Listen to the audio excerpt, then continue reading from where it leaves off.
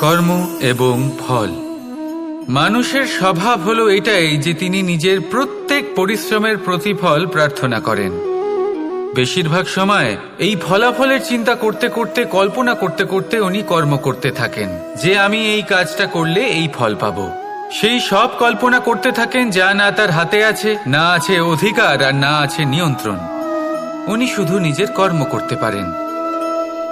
উনি কি ফল পাবেন তা তার হাতে কখনোই নেই।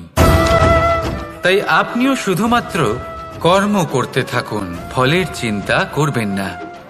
মনে রাখবেন, শিকড় এবং শাখা যেভাবে একে অপরের সাথে জড়িয়ে, সেইভাবেই একে অপরের সাথে জড়িয়ে কর্ম এবং ফল। যেরকম কর্ম আপনি করবেন সেরকম ফল আপনি অবশ্যই পাবেন। তাই এই ফলের আশায় কর্মের সময় কখনোই নষ্ট করবেন না, কারণ যে ব্যক্তি সময় নষ্ট করেন, সময় সেই ব্যক্তিকে অবশ্যই নষ্ট করে দেয়।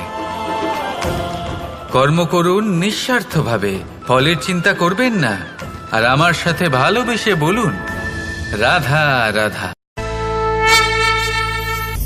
কাল, আজ এবং কাল। আমাদের সমগ্র জীবন এই তিনটির আশেপাশেই ঘুরতে থাকে। আমরা সবসময় বিগত সময়ের বিষয়ে ভাবতে থাকি।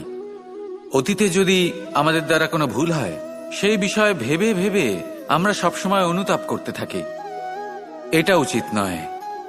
দেখুন, অতীতের থেকে শিক্ষা লাভ করা অত্যন্ত আবশ্যক, কিন্তু সেই ভুল যাতে আবার না হয় সেই কাজটা কিন্তু আপনাকে বর্তমানেই করতে হবে, তাই না? দ্বিতীয় কথা, আমরা সবসময় ভাবি আগামী দিনের বিষয়ে, ভবিষ্যতের বিষয়ে। আমরা ভাবি যে কাল করে নেব, আজ এই কাজ করতে পারছি না, কোনো ব্যাপার নয়, কাল করে নেব।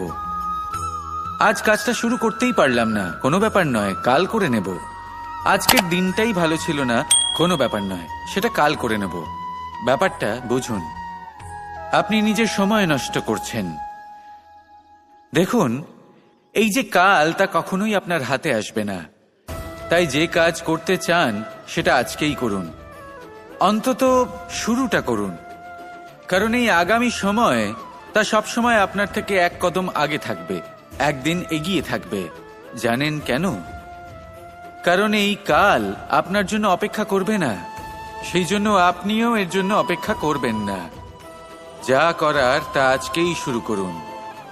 কারণ যে বর্তমানে নিজের ভিত স্থাপন করেন না, ভবিষ্যৎকালে তার সুন্দর শক্তিশালী ভবন কখনো নির্মাণই হয় না। আসুন আর আমার সাথে ভালোবেসে বলুন রাধা রাধা। ধৈর্য। এই ধৈর্য কি কোনো গুণ, কোনো অনুভূতি, কোনো দৃষ্টিভঙ্গি? আমার জন্য ধৈর্য এক বাহন। আপনি হয়তো ভাবছেন, এই কেমন বাহন? বাহন তো ঘোড়া হতে পারে, হাতি হতে পারে, উটও হতে পারে, কিন্তু ধৈর্যকে বাহন বানানো মানে? চলুন আপনাকে একটা কথা বোঝাই। পৃথিবীতে এমন কোনো বাহন নেই যে তার আরোহীকে আছড়ে ফেলেনি। সেটা উট হোক বা হাতি হোক বা ঘোড়া হোক, চলতে চলতে কখনো নড়বড় করেই বসে। তারপর সেই আরোহী পরে কারোর পায়, তারপর পরে তার নিজের নজরে। কিন্তু ধৈর্যরূপী বাহন কখনো কাউকে ফেলে না, কখনো না। না সেই আরোহী কারোর পায়ে পড়ে, আর না তো নিজের নজরে। কারণ ধৈর্য আপনাকে বিবেক প্রদান করে, বিবেক আপনাকে পরিকল্পনায় সাহায্য করে, আর পরিকল্পনা প্রদান করে আপনাকে শক্তি, আপনার লক্ষ্যের দিকে অগ্রসর হওয়ার। বুঝলেন? ধৈর্যকে সঙ্গে রাখুন, নিজেকে আরো ধৈর্যশীল করে তুলুন। এই ধৈর্যের সাহায্যে আরোহণ করে দেখুন কিভাবে এই বাহন আপনাকে আপনার গন্তব্যে পৌঁছে দেবে। রাধা রাধা। কথায় বলা হয়, জীবনে ভালোবাসাই হলো সুখের মূল। এটা সত্য। এবার প্রশ্ন হলো এটাই যে এই ভালোবাসা কার সাথে করা উচিত? যদি আপনি কিছুক্ষণের জন্য সুখ পেতে চান, তাহলে ভালোবাসুন নিজের রুচি মতো। যদি আপনি কিছুদিনের জন্য সুখ পেতে চান, ভালোবাসুন নিজের বন্ধুদের। যদি আপনি কয়েক মাসের জন্য, কয়েক বছর বা অনেক বছরের জন্য সুখী হতে চান, তাহলে ভালোবাসুন নিজের পরিবারকে, মাতা পিতা, নিজের সন্তান, স্বামী স্ত্রী, নিজের আত্মীয়দের। কিন্তু যদি আপনি চিরকালের জন্য সুখী হতে চান, তাহলে ভালোবাসতে হবে শুধু নিজের কর্মগুলিকে।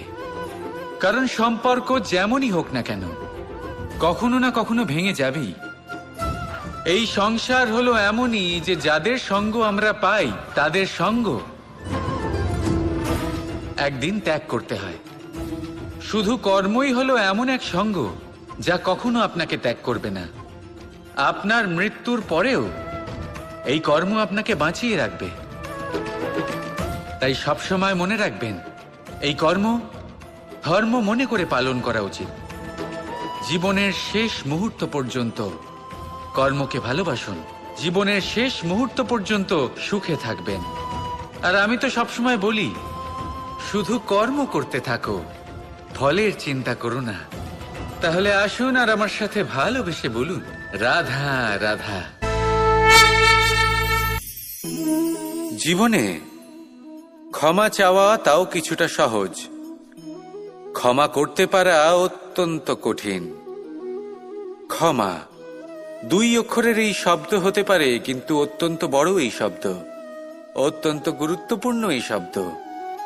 কখনো কখনো অন্য কাউকে ক্ষমা করে দেওয়া তাও কিছুটা সহজ কাজ, কিন্তু নিজেকে ক্ষমা করতে পারা অত্যন্ত কঠিন হয়ে দাঁড়ায়। অতীতে যদি আমাদের এমন কোনো ভুল হয় যে কারণে আমরা নিজেকে